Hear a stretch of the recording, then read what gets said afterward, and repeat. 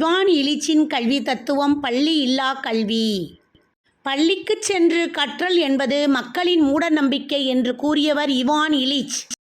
காந்தி ஆதார கல்வி தோற்றுவித்த ஆண்டு 1937.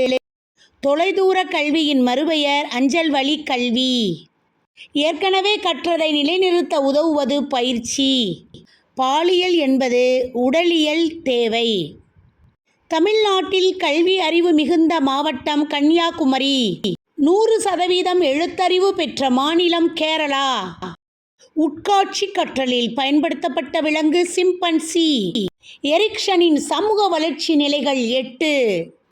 நேர்முக அறிவுரை பகர்தலை தோற்றுவித்தவர் வில்லியம்சன். மறைமுக அறிவுரை பகர்தலை தோற்றுவித்தவர் கார்ல் ரோஜர்ஸ். சமரச அறிவுரை பகர்தலை தோற்றுவித்தவர் தான். தொடக்க கல்வியை ஒரு நாட்டின் அடித்தளம் என்று கூறியவர் அமர்த்தியா சென். கல்வியின் இறுதி நோக்கம் தன்னை அறிதல் என்று கூறியவர் காந்திஜி. இயற்கைக்கும் கடவுளுக்கும் தொடர்புடையது என்று கூறியவர் ரூசோ.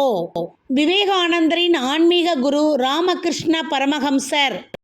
குருகுல கல்விக்கு ஆதரவு கொடுத்தவர் விவேகானந்தர். பரிசோதன மைய கல்விக்கு ஆதரவு கொடுத்தவர் ஜான் டூயி.